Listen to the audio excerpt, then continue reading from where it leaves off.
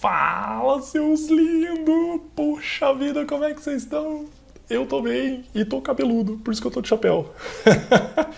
Bom, hoje a aula vai ser sobre estudo dos gases. É uma aula linda, é uma aula tranquila, uma aula fácil, uma aula de buenas. É física, né? Física é tranquila. Eu sei que você acha também, com certeza. Bom, então nessa aula de hoje nós vamos falar sobre os gases. E aí, quando a gente fala de gases, nós vamos ter que falar sobre o que é um gás ideal. Um gás ideal é aquele que tem as suas partículas pontiformes, ou seja, bem pequenininho. As suas partículas trocam forças durante as colisões. Então, as colisões entre as partículas é a hora em que elas trocam as forças. E a outra é a colisão das partículas do gás é perfeitamente elástica. O que significa isso, Vinão? Bom, você tem que lembrar lá daquela aula de quantidade de movimento, que perfeitamente elástico significa que o coeficiente de restituição é igual a 1, e aí significa que toda a velocidade que você tinha antes da colisão é igual a toda a velocidade que você tem depois da colisão. Tá bom? Então significa que se uma partícula tivesse parada, a outra vem, bate nela, pau! Essa daqui se movimenta e essa fica parada. É uma das maneiras de mostrar uma colisão perfeitamente elástica, mas o certo é velocidade antes igual a velocidade depois, beleza? Bom, e a energia interna é calculada e devida somente à energia de translação. O que significa isso, Verão? Significa que nós não vamos imaginar que essa partícula está girando em torno do seu próprio eixo ou girando em torno de outra. Nós vamos imaginar que ela está só transladando, ela está se movimentando, tá? Beleza. Bom, nós vamos ter que levar em consideração também o número de mols, já que nós estamos falando de partículas que colidem, que giram, que se movimentam e etc. Então nós vamos ter que lembrar como é que calcula o número de mols, ou a massa do gás. Então a massa é igual a N vezes M. Massa é igual ao número de mols vezes a massa molar, a massa molecular. Bom, nós vamos levar em consideração aqui na física que esse gás vai estar preso num recipiente, fechado, enclausurado.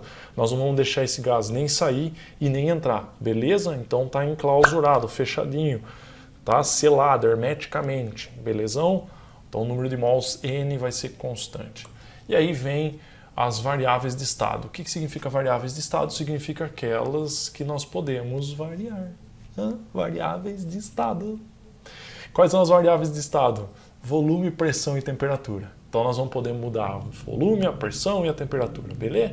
O que é o volume, Vinão? O volume do gás é o volume do recipiente. Por quê? Porque o volume do gás é aquele que ocupa o recipiente todo.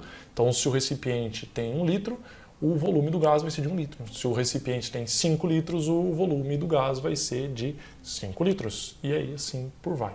Beleza? Temperatura. A temperatura a gente usa em Kelvin, sistema internacional. Kelvin, Lord Kelvin. Então, Kelvin vai ser o nosso sistema de temperatura. É muito comum a gente ter que transformar a temperatura em Celsius em Kelvin. Aí eu coloquei a formulinha para você lembrar aqui, ó. Para você descobrir quanto que vale Kelvin, basta você pegar a temperatura em Celsius e somar 273. Você soma, só soma. Pega a temperatura em Celsius, soma 273, pau, magicamente, pá, Kelvin, beleza? Bom, pressão. O que é pressão? As partículas estão muito agitadas, ela está batendo nas paredes do recipiente. Quando ela bate na parede do recipiente, ela faz uma força nessa área. E aí você tem a pressão feita pelo gás. Beleza? Lembrando, no sistema usual nós usamos em ATM, então 1 ATM em unidade. No sistema ainda usual, 1 ATM significa 760 milímetros de mercúrio, ou mmHg. E no sistema internacional nós temos o Pascal. Então o sistema internacional é 10 elevado à quinta Pascal. Beleza? Newtons por metro quadrado, eu sei que você lembra. Vem Clapeyron, então, um cara lindo, mágico, incrível e consegue relacionar todas essas variáveis de estado com o número de mols do gás que está lá dentro. E aí é dada a famosa equação do PV igual a nRT. Beleza? Tá ali, ó, PV igual a nRT, P é a pressão, V é o volume, N é o número de mols, R é a constante universal dos gases e T é a temperatura. Olha o número da constante universal dos gases aqui, ó, tem 2 valores. Ah, por que tem 2? Porque um está no sistema usual e o outro está no sistema internacional. Está aqui, ó, sistema usual, 0,0082 ATM vezes litro, dividido por mol Kelvin, sistema usual. No sistema internacional, 8,31 joules por mol Kelvin, beleza? Bom, energia interna do gás. O que é essa energia interna do gás? Lembra que eu falei? Os gás, partículas estão se movimentando, transladando, tal. Uma partícula, quando ela translada, ela pode transladar subindo e descendo, indo para um lado e para o outro, e indo para frente e para trás. Então ela tem 3 graus de movimento. Se ela tem 3 graus de movimento, então você vai colocar aqui, ó, no U, que é a energia interna desse gás, 3 dividido por 2 nRT, belezão?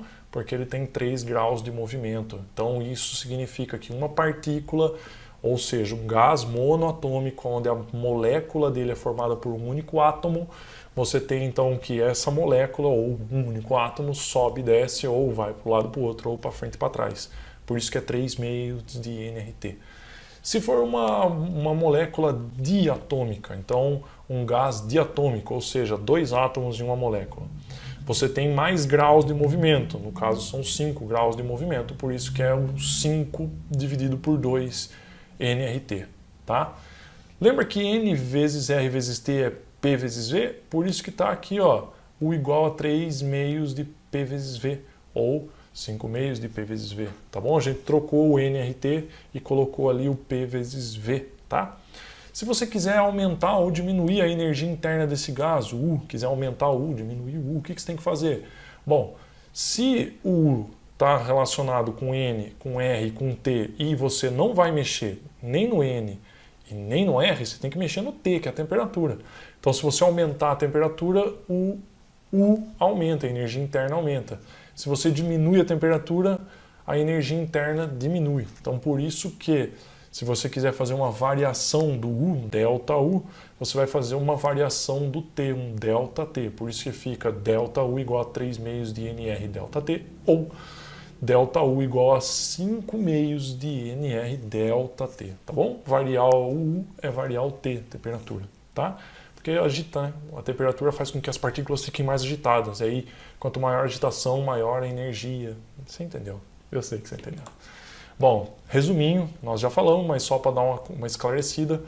Quando o gás, então, esquenta, significa que a sua temperatura aumenta, o seu U aumenta, então o delta U é positivo, delta U maior que zero. Se o gás esfria, então o gás esfriou, a temperatura diminuiu, o U diminuiu e o delta U é negativo, menor que zero.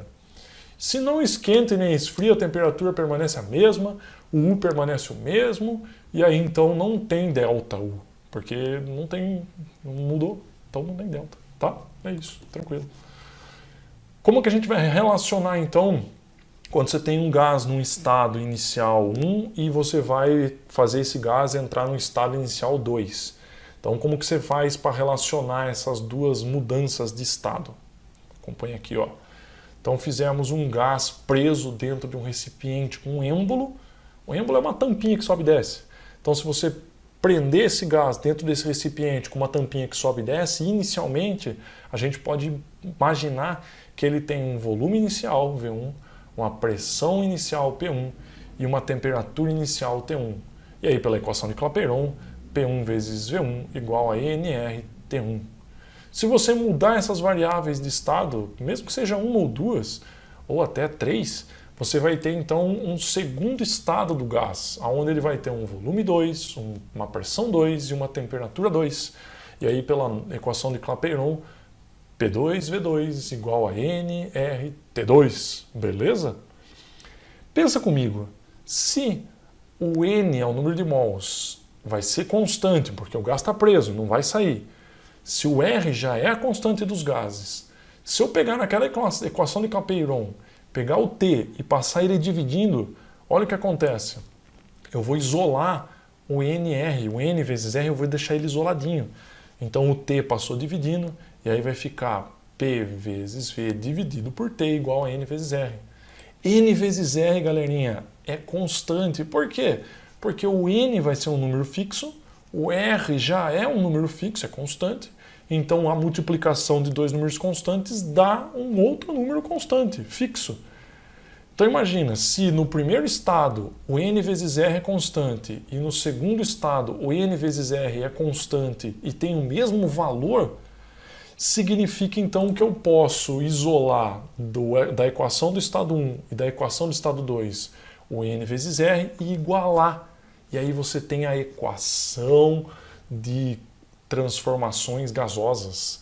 Você tem uma equação que faz você sair do estado 1 e ir para o estado 2 de um gás. E aí fica P1 vezes V1 sobre T1 igual a P2 vezes V2 sobre T2. Olha que coisa linda. Então essa daqui é uma equação que ajuda a gente nas transformações gasosas do estado 1 para o estado 2. Beleza? Estado inicial para o estado final. É isso. Tá? Quais são as transformações gasosas que nós temos aqui? Nós temos a isotérmica, nós temos a isovolumétrica, ou isocórica, isométrica, tanto faz, e nós temos a isobárica. Então vamos estudar cada uma delas. Isotérmica. Isotérmica, o que significa? Tá escrito aí, Vinão. Sou menino esperto, sua lindeza, sua menina esperta.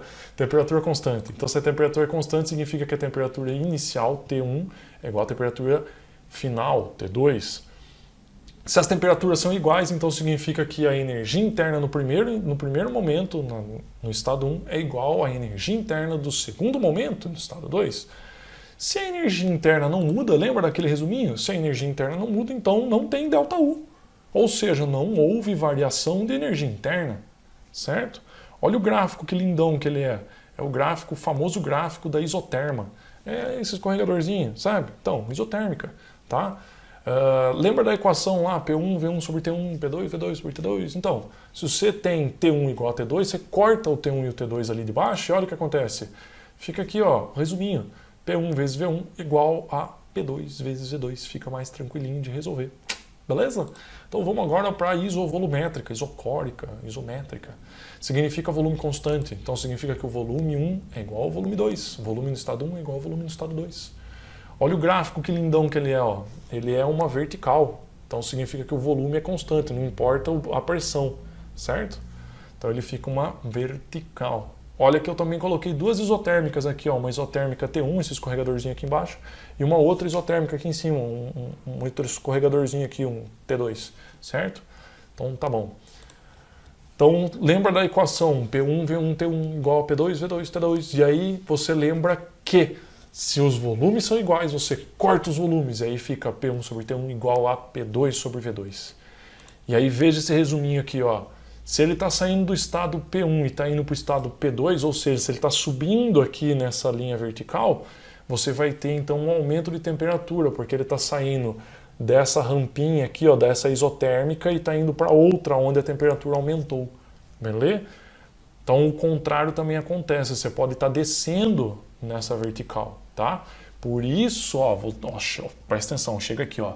Por isso que eu vou ter que falar para você o seguinte: toda vez que você estiver trabalhando com essas questões de gráfico, de pressão por volume, olha bem na setinha para você saber se ele está saindo do 1 para o 2 ou se ele está saindo do 2 para o 1. Pode acontecer, ele está voltando.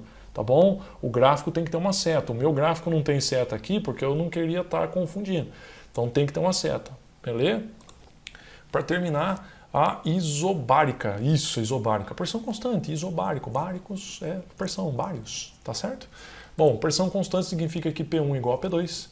Olha esse gráfico que lindão. Se a pressão é constante, então ela vai ficar numa horizontal. Quando o gráfico é P por V, né? Pressão por volume.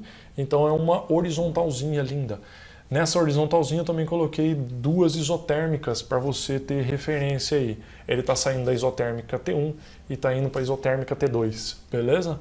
Bom, então lembra aqui da equação P1, V1, T2, P2, T2. Corta os P's, porque a pressão é constante. Olha como é que fica. V1 sobre T1 igual a V2 sobre T2.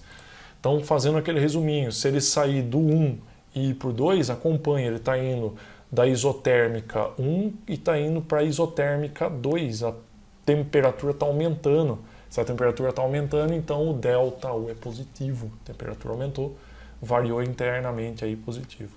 Tá? E se ele estiver voltando, então ele está indo de uma temperatura maior para uma temperatura menor, então o ΔU é negativo.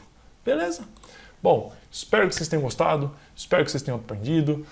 Não esquece de dar o joinha, deixar esse like lindão aí, esse like gostoso. Se inscreve no meu canal, que cada vez vai ter mais aulas. Deixa suas dúvidas aí nos comentários, eu vou ler as dúvidas e vou tentar tirar todas essas dúvidas. Eu faço um outro vídeo, eu adoro fazer essas coisas, então deixa um monte de dúvida aí pra mim, tá bom? Então passa esse vídeo pra um monte de gente aí, que eu sei que vai ajudar, ajudou você, vai ajudar um monte de gente também. Beleza? Então até a próxima, um beijo no coração, até mais!